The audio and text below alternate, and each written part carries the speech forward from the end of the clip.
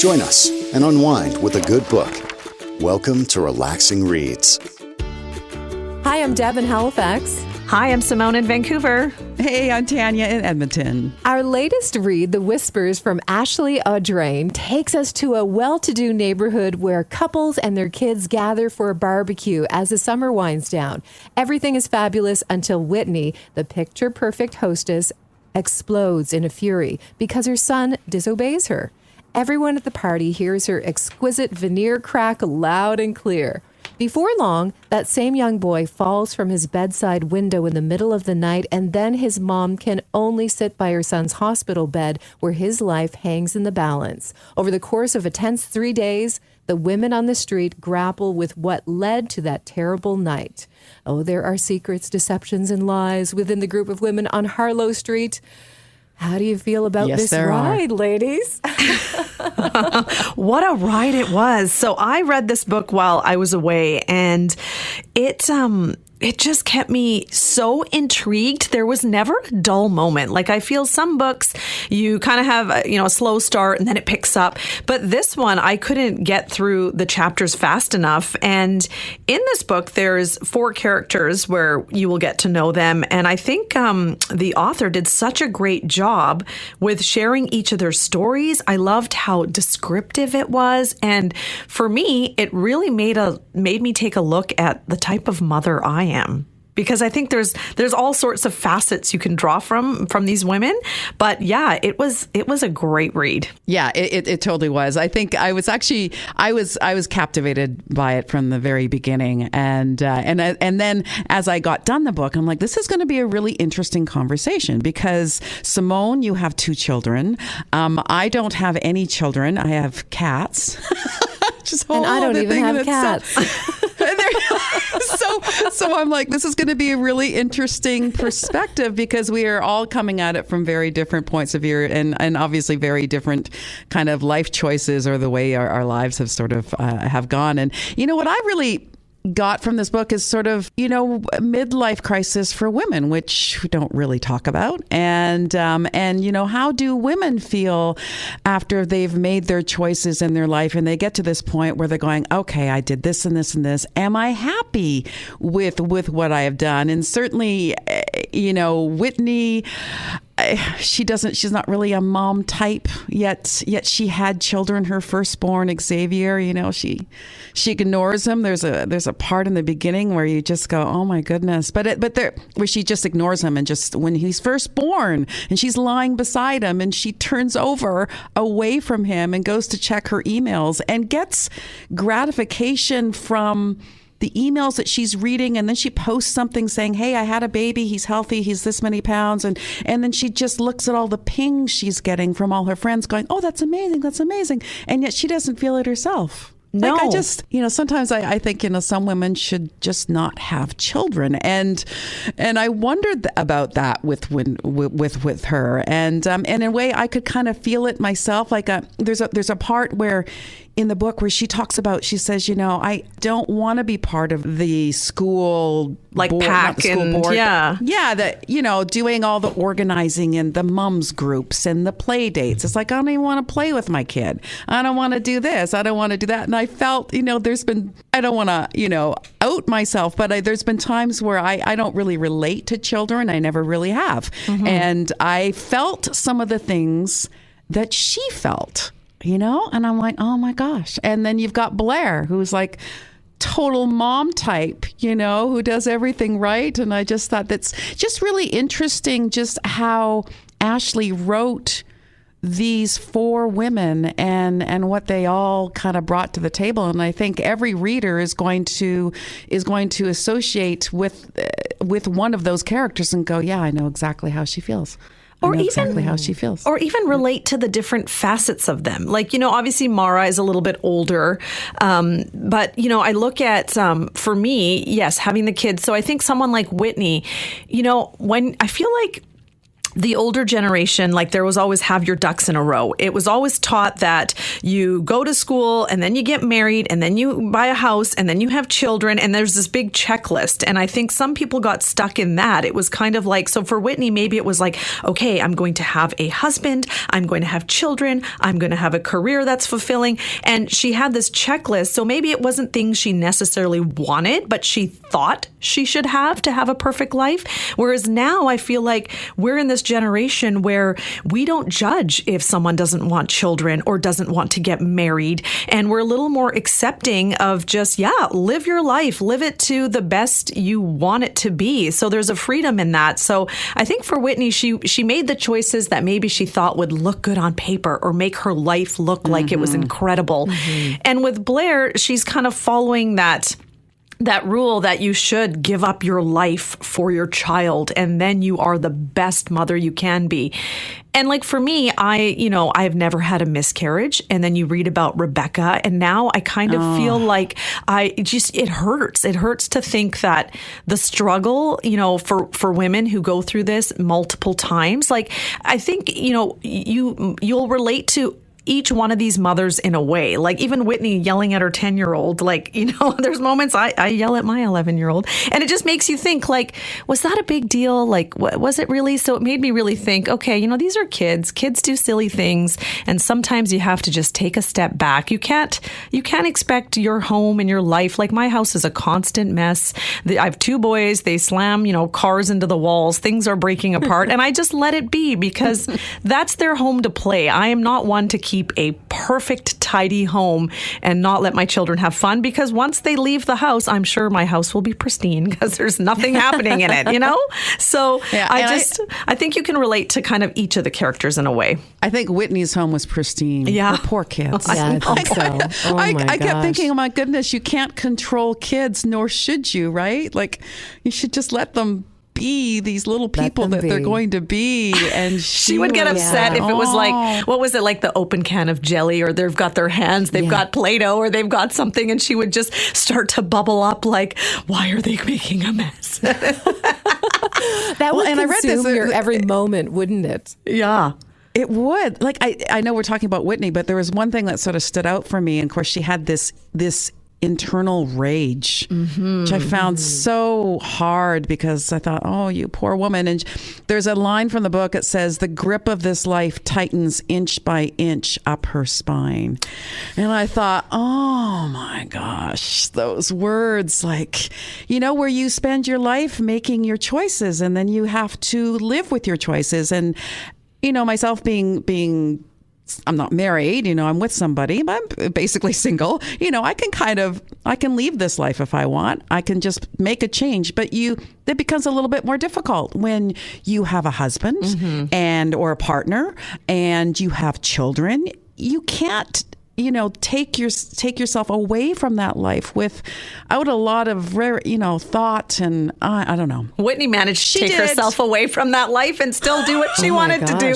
No kidding. That was the thing about this book. There were so many like dark twists and turns, and so I had to go back and like reread some of the stuff after. Like I felt like I was reading through it, and then I was like, wait, what just happened?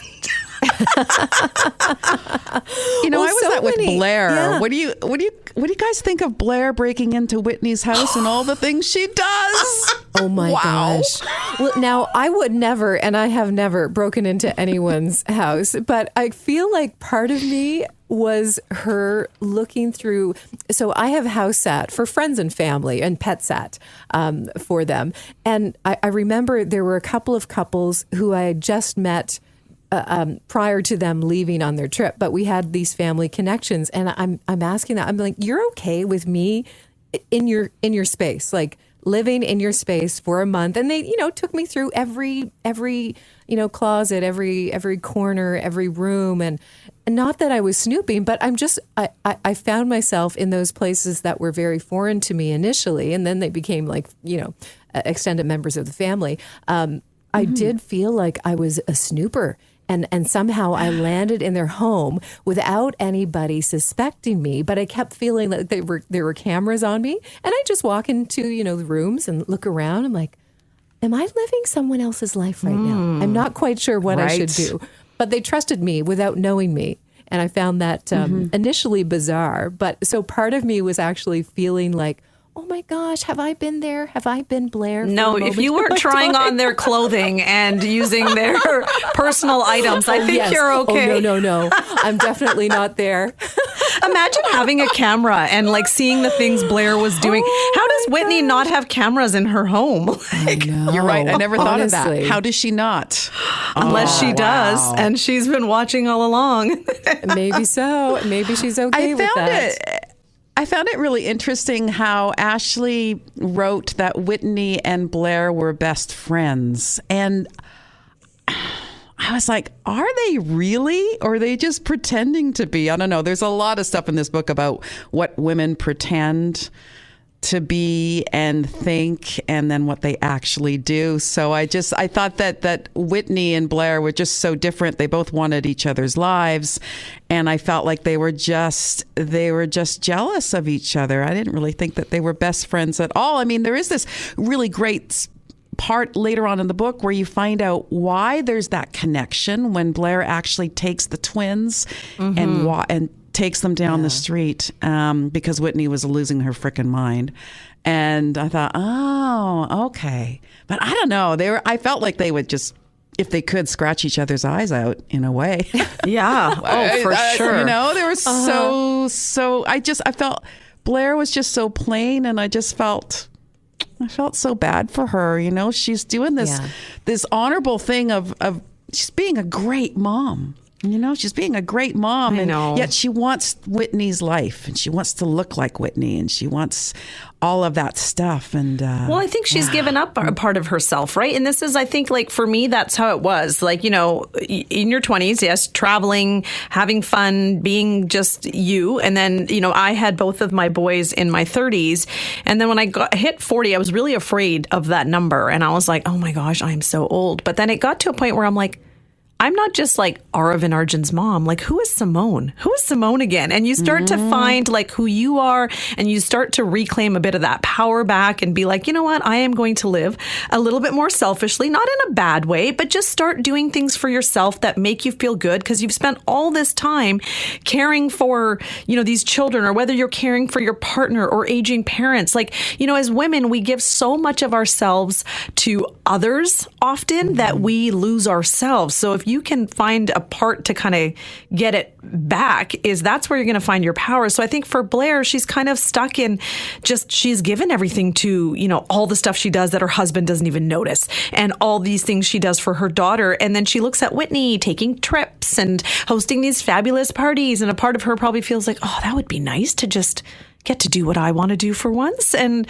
so I think there's that dynamic. And like with Whitney, it's like, oh, wow, Blair, she just is the perfect mom. And I will never be the perfect mom, even though I have the perfect house and the perfect body and the perfect bank account. Like there's just that I think just attracts, like opposites attract. And it's like they feed off of each other in a way, you know? You know, whether you're a mother or not, I think women in general, we are just living or trying to survive every day. And we shouldn't have to be stressing. We shouldn't have to prove ourselves or please everyone. But just like all of us outside of Harlow Street, these women are really no different from all of us and what we may be struggling with or trying to present as the world wants to see us. And it's funny because I think time-wise, I had just seen the Barbie movie, and there are so many incredible messages. And America Ferrera, her character, talks about how it really is impossible to be a woman because you have to be beautiful, you have to be intelligent, you have to be so many incredible and extraordinary things, but you also can't be this, you can't be that, you have to be everything that is on this list, but it's impossible because you can't be on that list. And somehow you still manage to get through the day. I don't know. I thought that, you know, looking at what these women have gone through and what the messaging is with the Barbie movie, I'm like, oh my gosh, it doesn't matter where you are. It can be a struggle, but I think we can all come together as well in a very unique fashion. Yeah, and I think it's the pressure we put on ourselves, right? And as soon as you let that pressure go, like if you're like, oh, I have the pressure to lose 10 pounds before a vacation because I want to look good in a bathing suit. But then you just, you let it go and you're like, you know what? I'm on vacation. I'm going to have some drinks. I'm going to eat some food and I'm going to feel happy and great about myself. Like it's your own internal struggles and then the pressure of society. We let it build. But I think if you can get to a place where you can't really complain about it unless you're going to do something about it. So you have to just let it go and take that pressure off. And Tanya, I think you were going to mention like Whitney's rage. Yeah, her rage. Wow. I don't know. I just wondered, where that was coming from. And obviously it's her choices and her choices to where she got where she is, and also her choices of how she is acting within her current position, right? She is having affairs. I think there's one part where she says that she's, she revels in the fact that she's not like other mothers. Other mothers can't do this. Whitney and her affairs and just wanting to be this a mother, but like a mother like nobody has ever seen. She certainly doesn't suppress her desires, and she just does whatever the hell she feels like doing. Yeah. And maybe there's a rage in that. Maybe there's a rage in, I can't be like Blair, so I'm going to do this, but I can't imagine the guilt and the shame that she must feel by doing that. I mean, her husband, by the way Ashley wrote him, Jacob, is pretty damn hot. And I'm like, I can't even imagine like doing what she's doing. But I think that's it. Affairs. Yeah, she, she wanted this perfect life. And at some point she felt herself, like, because she always said, oh, I'm probably failing Jacob. Jacob probably doesn't think I'm a good mother. My kids don't think that, or Blair doesn't think that. But really, she doesn't think that. And that's why I think she's just like going to hell in a handbag. It's kind of like, I might as well just do what I'm doing because I'm not perfect, even though the world thinks I'm perfect. But internally, it's her own struggles and whether, like she had postpartum and, the moments where she's like, oh, she saw the lights on or the kids were awake and she just wanted to sit in her car because she didn't want to go in and deal with her kids, even though she's got, the Louisa, the nanny who's with the kids, doing everything for the kids. She just, and, kids are so small, they don't know how to say, Mom, I'm feeling this way. Kids will say, Mom, can you play with me? That's their words for saying, I need you. And it's like, you get to a place where there is always laundry and housework and other things that you're like, oh, I can't play right now because I've got this huge checklist of things I have to do. But you have to get to that place where you're like, okay, they're not going to forever ask me to play with them. They're going to grow up and then I'm going to be left all by myself. So I might as well just take this time to play with them and connect with them because it's such a short time. But again, she wasn't like that. And maybe not all moms are. And like you say, Tanya, like maybe not everyone should be a mother. And some people become mothers, maybe it was an accident or you weren't expecting a child and now you have one. And there's just different things. But I think we all need to just come from a place of everyone is just trying to get through life, and we can't be as judgmental. So if she felt like she couldn't mother them, then maybe the nanny is the best person to help and take that lead on if they're still getting that care and attention. Like everybody just, I think, has to do what's right for them. I remember when I first had my child and there was so much pressure to breastfeed. And, if you were even going to talk about formula, it was like, oh, you're going to give your child formula? And then you think, what? Like, what does it matter? You're keeping your child alive. You feed them how you feed them. Every mother is doing her best. Let's not judge. Let's just let everyone get through life. And if you're not a mother, like whatever choices you're making, find your internal happiness. And if someone is looking at your life and judging you or whispering about you, then they're obviously not happy in their life. That's right. Yeah. And perhaps with Whitney, maybe the rage comes from not being in control of everything and not accepting that she will not be able to control so many things in life. Now, and then there's like Rebecca, who, my goodness, I mean, what, five miscarriages I think she had. And I can't imagine, I mean, it's interesting that we talk about choices because sometimes I feel like I've just sort of like been this free spirit, which I am, and I've just sort of coasted through life without making some really hard decisions and asking myself, what do you want, Tanya? What do you want? Do you want to get married? Do you want to have kids? I never really thought about it. And, I'm now at an age where I cannot physically have children. So I sometimes I think about it and go, I wonder what a little Tanya would have looked like, or what, I get a little, it affects me. Like, I do get a little sad, but I never consciously made a choice not to have children. It just didn't happen. So I guess I didn't have that maternal instinct. And I think about Rebecca, who I think her husband really wants children, Ben, and she's trying to have children. And that feeling that your body will not support the growth of a child no matter what you do. And my heart broke for her, because she's trying. And then her husband says, we got to stop this, because we will not survive another pregnancy that you end up not being able to carry. And I think there's always been this thing with women that we are put on this earth. We have the ability to have children, right? And when you can't have children, like a girlfriend of mine cannot, and it's all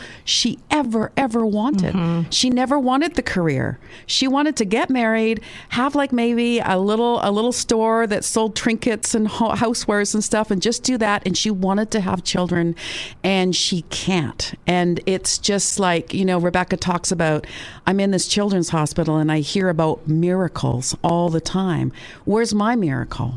Where's my miracle that I'm actually going to carry this baby? And I just think, what you feel as a woman, if you cannot carry a child. And for Rebecca, my gosh, my heart broke for her. I just felt, And it gets worse in the end when you find out what her husband has been up to. Yes. But I think, oh my God. But did you guys see that? No, I did not see that coming. I totally thought it was Aiden. I 100% thought it was Aiden. I thought it was Aiden. But that was, again, another twist. And okay, let's get to the last part. Xavier comes to. Yeah. Reveals something jaw-dropping in his conversation with his mom. What do you think is going to happen next? Oh my goodness. Oh my God. I know there's no hope. That last line, I read that last line a few times. Like, what's going to happen to you when I tell them all?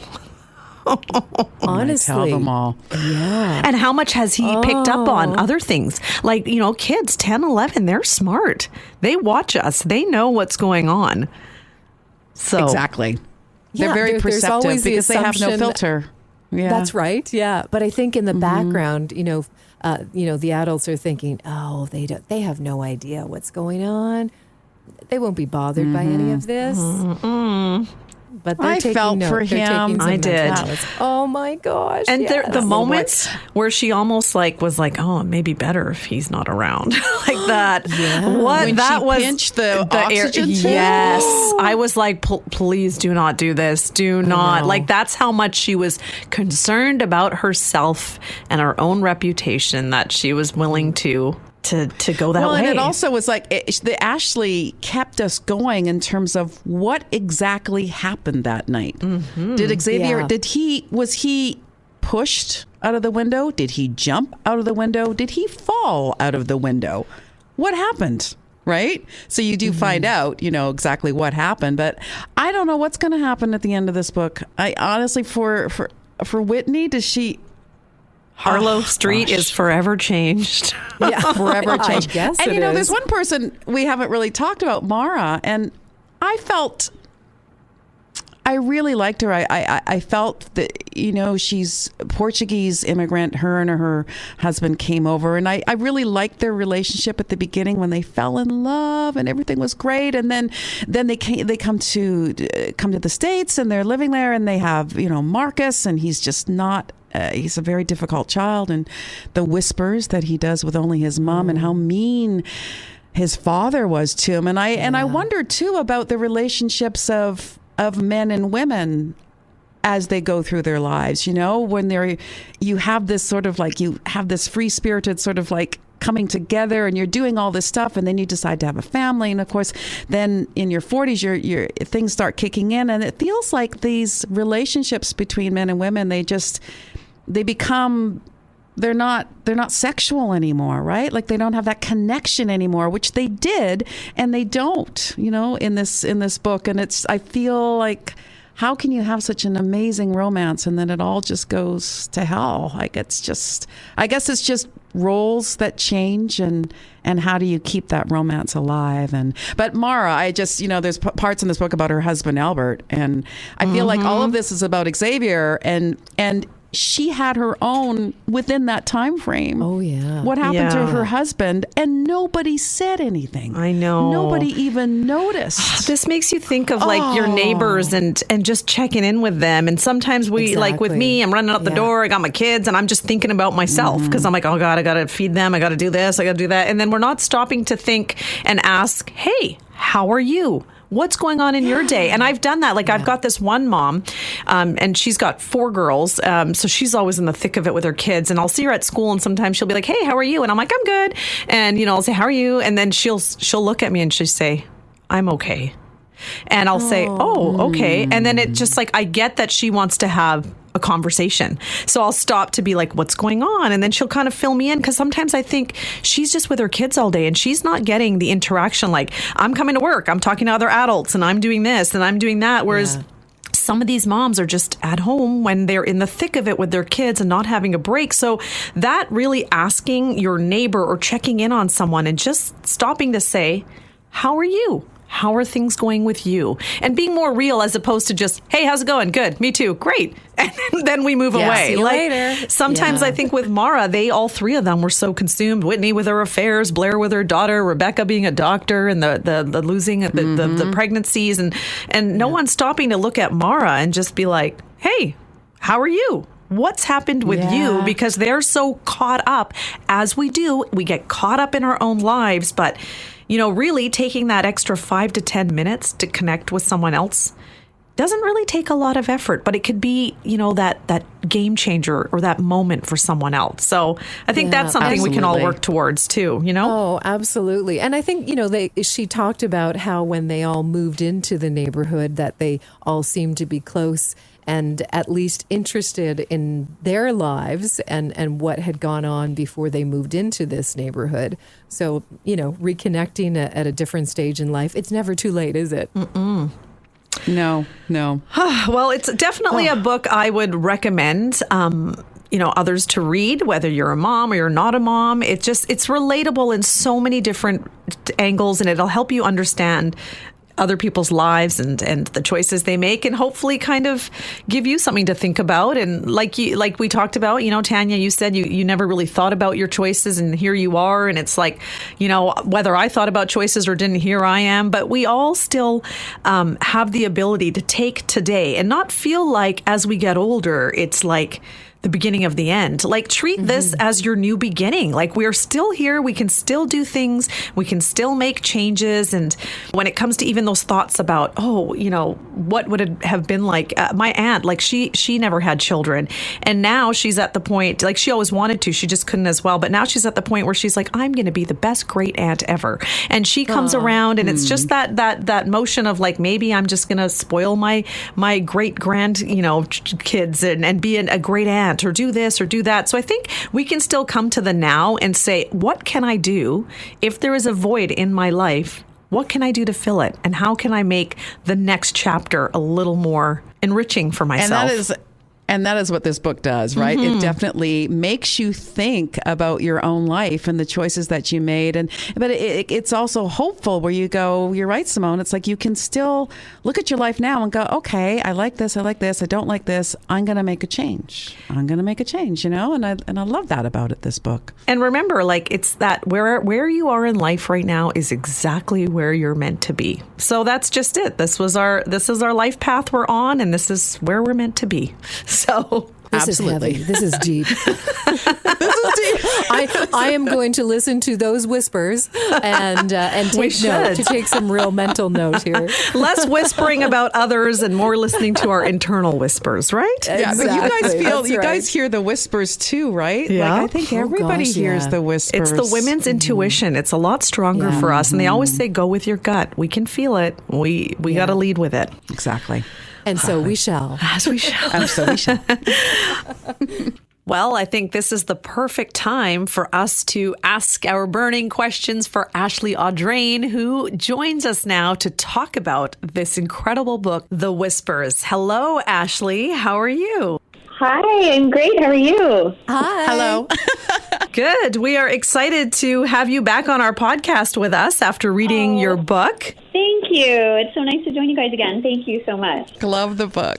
Oh, thank you so much. Yeah. Oh, yeah. Another dandy. We were just saying, Deb and I read The Push, and Tanya wasn't a part of the book club then. And so we were just saying, you have to go back and read that. So we'll send you a copy of that because that one was one of our favorites too. Thanks. Oh, that's so great. Thank you. Yeah, it's nice. I love hearing when people discover The Whispers first and then go back to read The Push. It's great. It's really nice to hear. Yeah, I'll definitely be doing that. So, Ashley, to start off, we loved the book. It was such a page turner, kept us going, got through it really quickly. Such great writing. Now, when you were writing this novel, you know, the characters are so interesting, and it's neat that you were able to kind of showcase 4 of them in this book. Where did you pull the inspiration from? Do you know any like suburban moms who are similar to these characters? You know what? The characters are not based on any one person in particular, but I think, you know, as a writer, I think you're always sort of collecting observations about people around you. And I think that sort of, you know, in a way works its way into characters at some point in writing. I think a lot of authors would probably say that. But there was one character in particular that was sort of more based on this idea of somebody that I knew, which was that. So I lived in a neighborhood called Little Portugal here in Toronto. And which sort of that concept of Harlow Street is sort of based on, you know, this idea of a very sort of gentrified area where we've got sort of the older Portuguese immigrants who've lived on the street, you know, for decades and decades, and then sort of the new families are kind of moving in around them, you know, renovating houses and having families and sort of changing the area.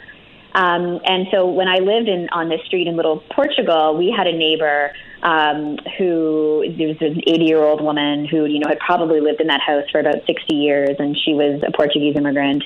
And she maintained this very sort of beautiful porch culture, you know, that I feel like will sort of go with that generation, sadly. Where her and her husband would sort of spend all their days, you know, on the porch outside of their home, kind of watching the street go by, you know, and watching us come and go with our noisy kids, and, you know, even bringing our kids home from the hospital, and, you know, all of that. And I really just loved kind of observing them, observing us, you know, everyone else on the street. And I would often think about that woman and, you know, what she was thinking about all of us and how our lives, you know, compared to the early years of motherhood that, you know, she would have had in that same house, you know, 60 years earlier, or 70 years earlier. And so, yeah, it's funny, we lived there for 8 years, and in all that time, I never once had a real conversation with her because she didn't speak English at all. But of course, there's so much communicating that goes on like other ways, you know, with like, you know, the waving to each other and smiling at each other every day. And yeah, that really inspired the character of Mara in this book, who is sort of, you know, very, very different than this lovely woman I live next door to. But you know, that idea of sort of a woman of an older generation as a voyeur on the street, and then these 3 younger families kind of around her, sort of, you know, in their early 40s, late 30s, just in the thick of things, you know, and she ends up playing quite a pivotal role in the book, but she also is this sort of contrast in the book as well. Oh, that's so interesting. I like that. And yeah, it's kind of, when you mention the porch culture, it does kind of make you sad because, yeah, you think about like how often do we just go out and sit and stare? Because now it would be like, why is that person watching us? Why are they staring at us? Exactly. And it's actually such a beautiful thing in terms of like creation of community and staying connected to one another.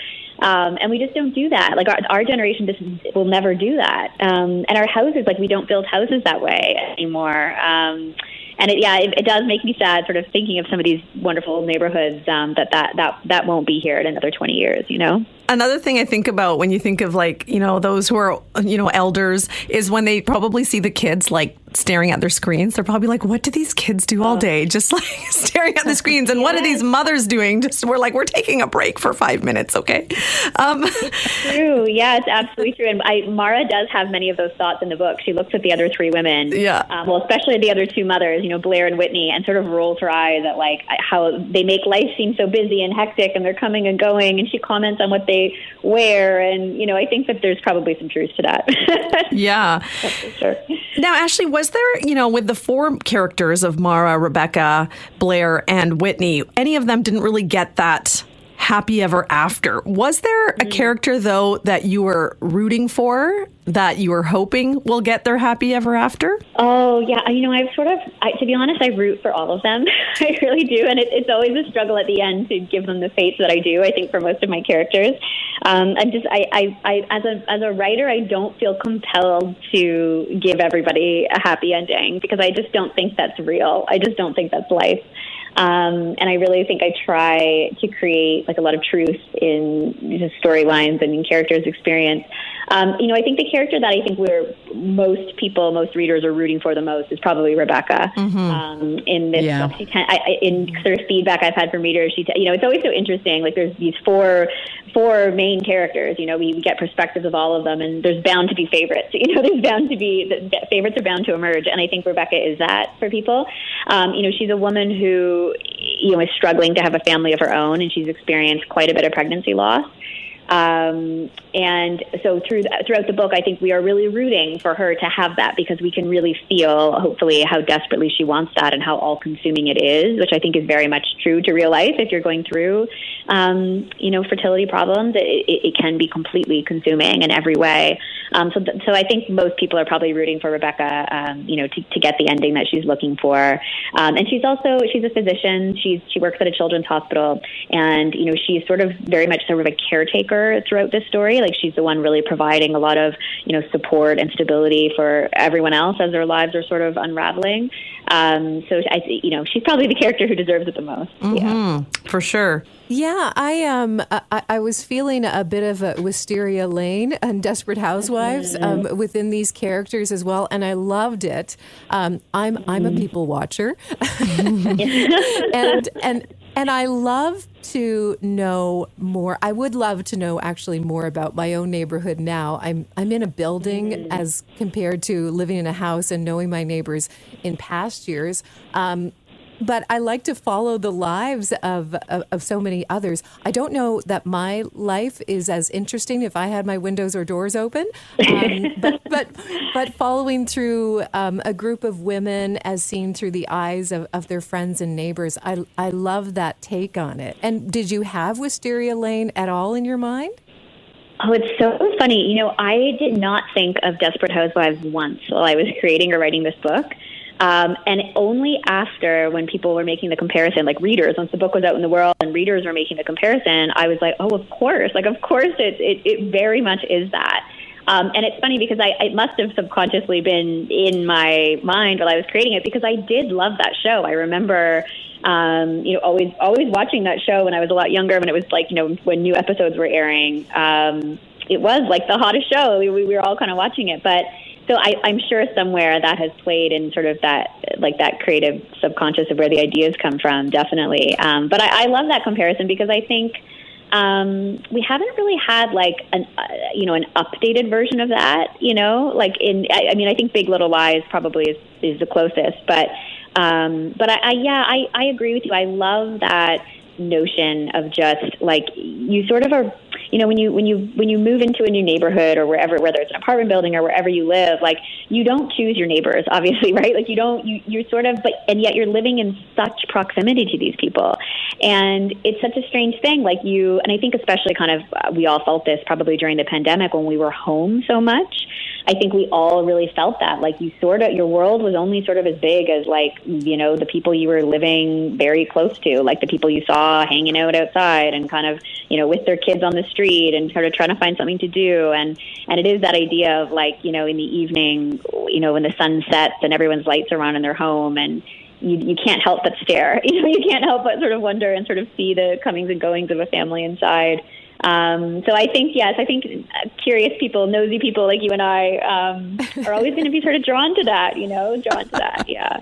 Yeah, for sure. Like Deb, I live in a building, and I just, I think about, I live on the 16th floor and have for many, many years. And it's like we have this community on the floor that, like, I kind of know what's going on in everybody's life. And I have a neighbor of mine who looks after my cats, and we borrow sugar from each other and milk. And then I've got this crazy woman who yells, and we just sort of know what's going on. And there's like, if I ever thought I wanted to move into like a new suite or a bigger suite, I'd be like, I need to stay on the 16th floor. Yeah, I like these people. Well, the other wonderful thing, I lived in condos for a long time too, and the other wonderful thing is that you end up having like elevator time with people, which is a whole nother level. Yes. You have to make the small talk on the elevator, and that's so interesting. And also just what you can hear as you walk by every door, you can hear like the music people are playing, the shows they're watching, the company they have over. There's something so even more voyeuristic, about living in an apartment style housing, which I just love. I love yeah, and what they're eating, unfortunately. Yes, sometimes.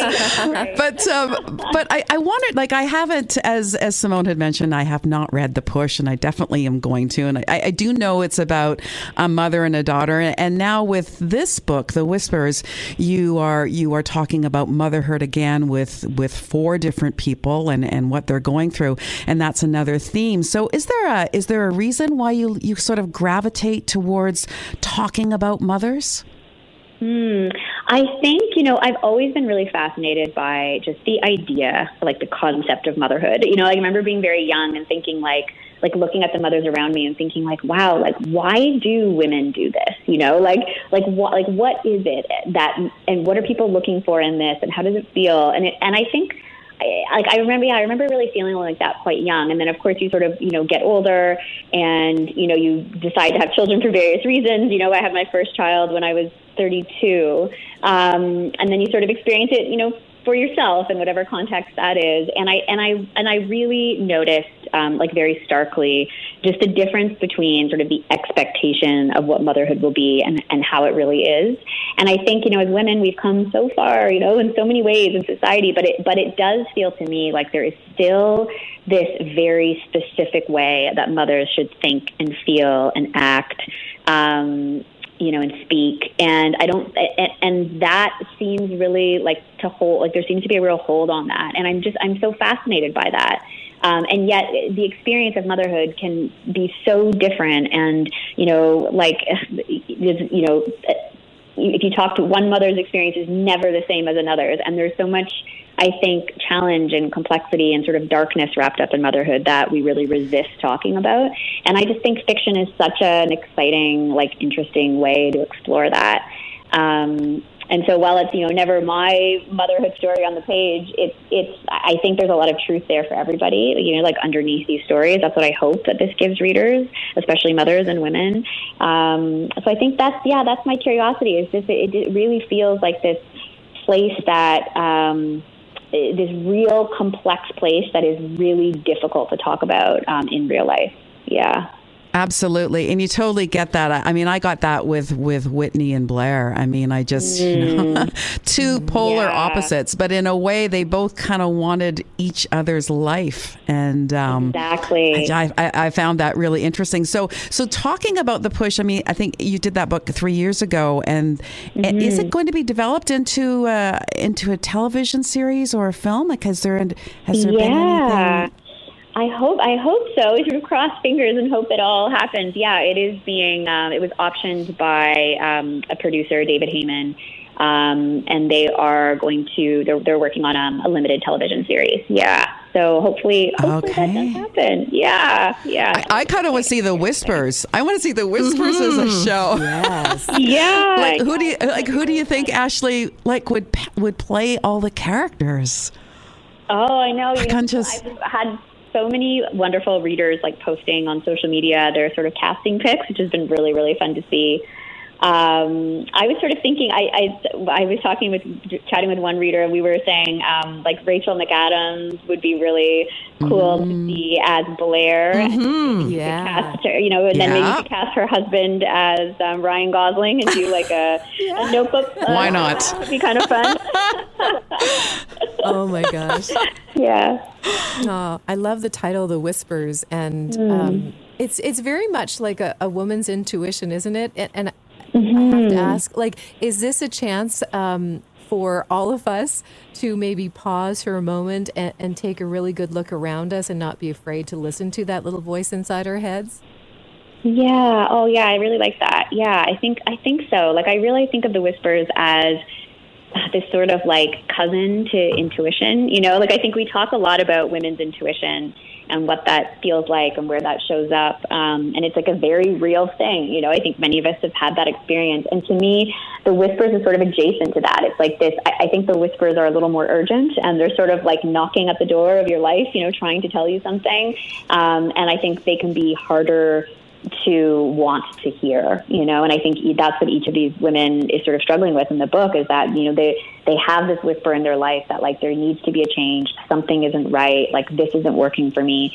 But it's really, really hard to acknowledge that when you feel like the consequence of listening to that is going to disrupt your life, and I think often, these women, as I mentioned, are sort of late 30s, early 40s. And I do think that's sort of the time in life when this idea of the whispers can be their loudest, or feel their strongest, because we spend our 20s, in this very wonderful, selfish place, and we're making all these, choices, that suit what we need, like our own needs at that time. And then in our 30s, we're making a lot of decisions about life that's like setting up the rest of our life. We might be choosing a life partner, we might be buying a first home, we might be starting a family. Like, it's a lot of doing, and making these big decisions. But then I think when you get to the end of that decade in your 40s, I think for the first time in a long time, you're sort of just living with the choices that you've made, and you sort of have the life you have. And I think that could be a really hard time for people, because it's, we talk about this idea of the midlife crisis, which is not a new idea. But I think now, especially with this generation of women, I think it's a really challenging time when you start to get really sort of introspective and have to really confront like the choices you've made, and if you are indeed happy with them or not, or if your life looks the way you wanted it to. And if, I think a lot of women at this stage kind of think like, whoa, like, who am I really? Like, who have I become? Who have I become versus the woman I thought I would become, when I was in my 20s or early 30s. And there's often a huge difference there, So yeah, I think there's a lot of soul searching at this time in life. And I think that's when the whispers are the loudest. And I think the hardest thing is to do something about it. And some women do, and some women don't. The whispers are louder with the hot flashes. Yes, exactly. Yes. Like, oh my gosh, they were loud before. What's going on now? Ashley, you've done it again. It's a great novel. I love how you talk about the truths in it, and it makes you kind of realize that, like, don't wish for someone else's life. Find ways to better enrich or enhance yours if you can. Not always are you going to have a happy ending, but you can find happiness in your situation or push to change it. And you've gifted us 2 incredible novels, so we have to ask, what's next from Ashley Audrain for us? Oh, well, thanks for those kind words. I really, really appreciate that and appreciate your support. Thank you. What's next? Well, I'm working on something, but I can't talk at all about it now. But it's still early days. But I'm working away on what's next. Yeah, nice, great.